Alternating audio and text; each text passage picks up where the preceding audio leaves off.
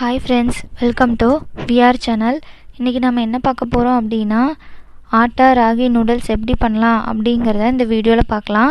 அதுக்கு என்னென்ன தேவையான பொருள் அப்படிங்கிறத டிஸ்கிரிப்ஷன் பாக்ஸில் கொடுத்துருக்கேன், நோட் பண்ணிக்கோங்க.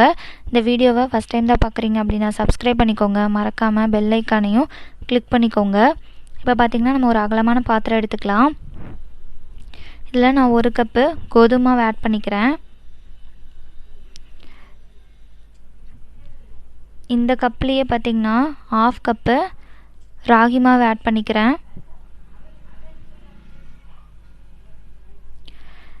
இப்போ இதுக்கு தேவையான அளவு உப்பு ஆட் பண்ணிக்கலாம். இதை நல்லா தண்ணி ஊற்றி பிசைஞ்சுக்கோங்க. கோதுமை மாவு பிசைவீங்க இல்லையா சப்பாத்திக்கு, அந்த மாதிரி பிசைஞ்சுக்கோங்க. அதை விட கொஞ்சம் லூஸாக பிசைஞ்சுக்கோங்க. அப்போ தான் முறுக்கு புளியறதுக்கு கொஞ்சம் சௌரியமாக இருக்கும். இல்லைன்னா ரொம்ப கெட்டியாக இருக்கும், வரவே வராது. ஸோ அதுக்கு தகுந்த மாதிரி நீங்கள் பிசைஞ்சுக்கோங்க. இப்போ நான் நூடுல்ஸ் 2 டைப்பாக நான் செய்ய போகிறேன். இந்த பதத்துக்கு நீங்கள் பிசைஞ்சு எடுத்துக்கோங்க. இப்போ பார்த்திங்கன்னா நான் இதுதான் போட போகிறேன், தட்டு தான் போட போகிறேன். நீங்கள் வேணால் சின்ன தட்டு கூட யூஸ் பண்ணிக்கலாம். இப்போ நான் மாவு ஃபில் பண்ணிட்டேன். இப்போ பாருங்கள், நான் புழிஞ்சிருக்கேன்.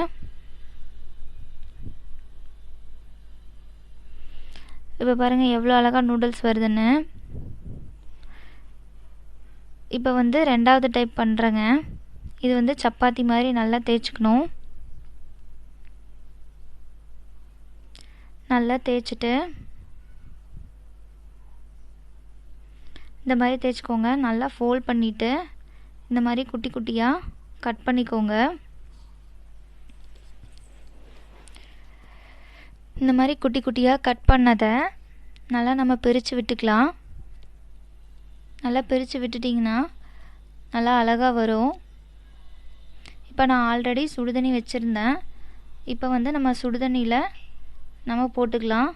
ஏன்னா கோதுமை மாவுங்கிறதுனால நல்லா வேகணும். இல்லைன்னா வயிற்றால வலிக்கும், இல்லைன்னா வயிற்றால போகும். ஸோ இப்போ பாருங்கள், இது முறுக்கு பொடியில் புழிஞ்ச நூடுல்ஸ். இது பாருங்கள், இது எப்படி இருக்குன்னு. இது ரெண்டுமே நான் ஒன்றா தான் போட்டு வேக வைக்கிறேன். ஒரு 15 மினிட்ஸ் நல்லா வேக வைக்கணும். இது சும்மா ஒரு கிளறி விட்டுருங்க.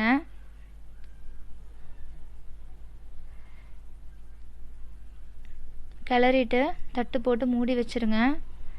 இப்போ 1 ஸ்பூன் ஒட்டாமல் இருக்கிறதுக்காக நான் எண்ணெய் ஊற்றிருக்கேன். நல்லா கொதிச்சு வரணும். நல்லா கொதித்த உடனே ஒரு 15 மினிட்ஸ் நல்லா வச்சதுக்கப்புறம் அந்த தண்ணியை ஃபுல்லாக வடித்து எடுத்துருங்க. பாருங்கள் எவ்வளோ அழகாக வந்திருக்கு. நூடுல்ஸ் ஒன்றோட ஒன்று ஒட்டவே இல்லை. இப்போ இதை தாளிக்கிறதுக்கு வெங்காயம், பூண்டு, தக்காளி நான் எடுத்து வச்சுருக்கேன். இப்போ ஒரு கடாய் எடுத்துகிட்டு அதில் கொஞ்சமாக எண்ணெய் ஊற்றி, எண்ணெய் நல்லா காஞ்சதும் கடுகு போட்டுட்டேன். நான் கடுகு நல்லா பொரிஞ்சதும் நம்ம வெங்காயம் ஆட் பண்ணிக்கலாம்.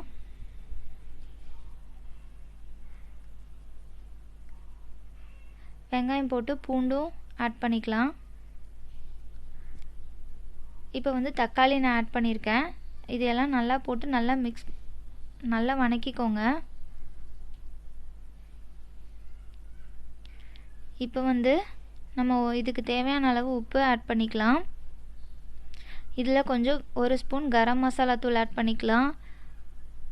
1 ஸ்பூன் மிளகாத்தூள், காரத்துக்கு தகுந்த மாதிரி மிளகாத்தூள் ஆட் பண்ணிக்கோங்க. இப்போ பாருங்கள், நான் இதில் கொட்டியிருக்கேன். ஒன்றோட ஒன்று நூடுல்ஸ் ஒட்டவே இல்லை, சூப்பராக இருக்குது. நல்லா மிக்ஸ் பண்ணி விட்டுருங்க. அப்போ தான் அந்த உப்பு, புளிப்பு, காரம் எல்லாம் ஒன்றா சேர்ந்து வரும்.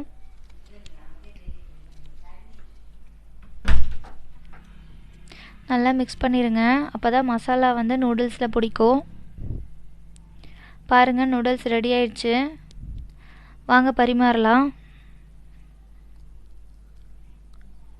இப்போ பாருங்கள் எவ்வளோ அழகாக வந்திருக்குன்னு. இதில் கோதுமை மாவு இருக்கிறதுனால சுகர் இருக்கவங்களும் இது சாப்பிட்லாம். குழந்தைங்களுக்கு இது ரொம்ப பிடிக்கும். கண்டிப்பாக நீங்கள் இதை வீட்டில் ட்ரை பண்ணி பாருங்கள். இந்த வீடியோ பிடிச்சிருந்ததுன்னா லைக் பண்ணுங்கள், ஷேர் பண்ணுங்கள், சப்ஸ்கிரைப் பண்ணுங்கள். தேங்க்ஸ் ஃபார் வாட்சிங்.